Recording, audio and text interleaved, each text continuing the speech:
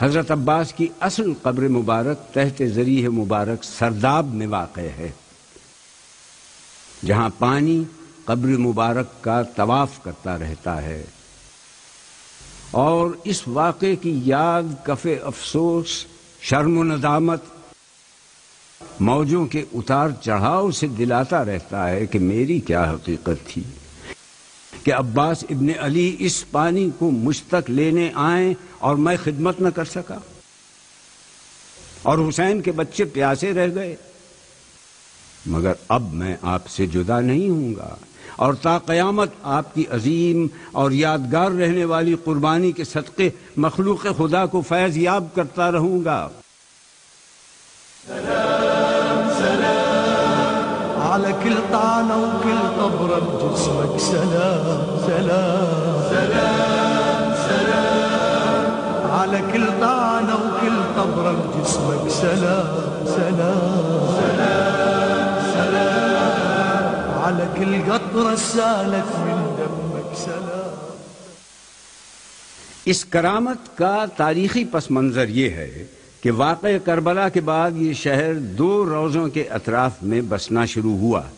موجودہ صحن روضہ عباس کے شمالی حصے میں دیوار سے باہر نہر القمی موجود تھی، اور اسے منطقہ بغداد کہا جاتا تھا۔ عباسی دور کے ایک حکمران کے حکم پر قبر حسین اور عباس کو مسمار کر کے اس جگہ پر کاشتکاری کا حکم جاری کیا گیا، اور نہر القمی سے پانی چھوڑ دیا گیا تھا تاکہ آثار قبر مٹ جائیں، مگر ایسا نہ ہو سکا۔ نہر القمی ختم ہو گئی، اور اس کا کوئی وجود اس وقت سے آج تک باقی نہیں ہے۔ سرداب میں داخل ہونے کے 2 راستے ہیں، ایک روضے کے اندر مغربی رواق سے ہے جو بند ہے، دوسرا دروازہ صحن کے شمالی حصے پر ہے، اور اسی دروازے سے سرداب میں داخلہ ہو سکتا ہے۔ زائرین کے کثرت ہجوم کے باعث ان دونوں دروازوں کو بند رکھا جاتا ہے۔ سرداب میں اترنے کی جگہ کچی تھی، سیڑھیوں پر سنگ مرمر لگایا گیا ہے،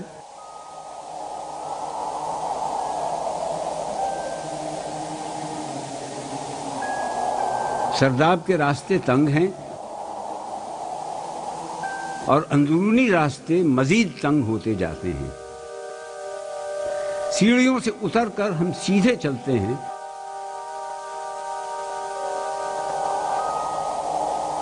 اور پھر بائیں مڑ کر کچھ فاصلہ طے کرتے ہیں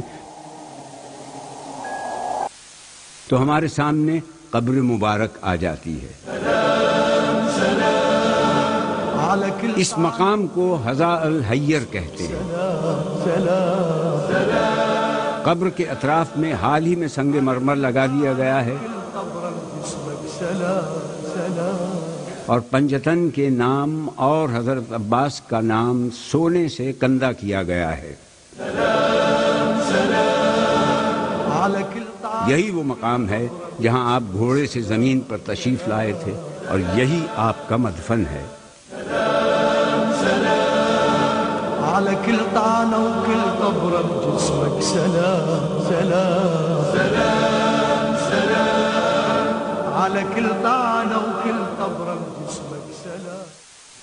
حرم مطہر کے نگران اعلیٰ حجت الاسلام شیخ مہدی الکربلائی سرداب کے بارے میں معلومات فراہم کرتے ہوئے کہتے ہیں أن مستوى ومنسوب المياه الجوفية في مركز مدينة كربلاء هو منسوب مرتفع، بحيث أنه لو تم حفر موقع في هذه المنطقة فإنه ستظهر هذه المياه على مستوى 4 أمتار أو 5 أمتار تحت سطح الأرض.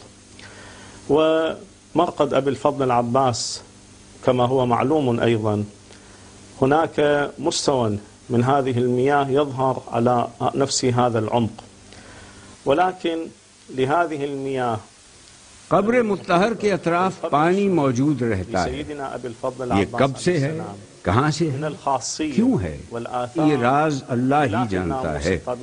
یہ پانی روحانی اور معجزاتی تاثیر کا حامل ہے۔ المعروف بين الناس أنه يستشفى بهذا الماء في كثير من الحالات، وعلى ما أذكر كمثال لهذه الخاصية والأثر الذي هو خلاف الأثر الطبيعي لبقية المياه بهذا الماء في كثير من الحالات، وعلى ما أذكر كمثال لهذه الخاصية والأثر الذي هو خلاف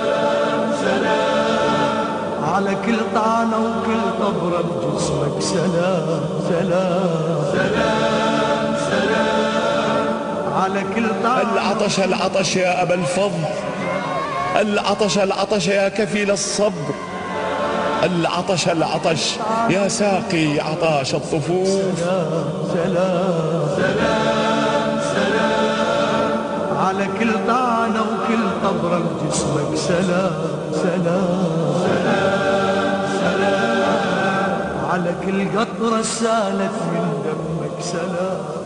اطراف سرداب کی تمام دیواریں اور زمین کچی ہے.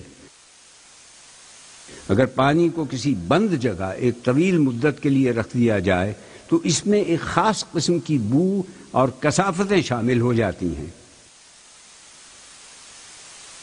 یہ پانی ان تمام کثافتوں سے مبرہ اور پاک و پاکیزہ ہے.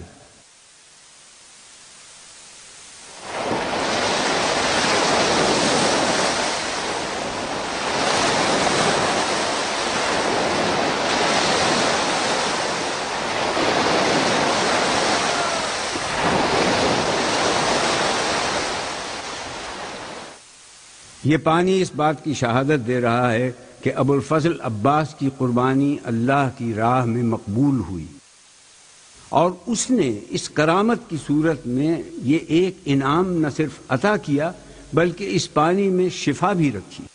یہ کرامت ان لوگوں کو جو حضرت عباس کی منزلت سے واقف نہیں، پانی کی اس فضیلت سے ان کے مرتبے کو ظاہر کر رہی ہے. اور محبان آل رسول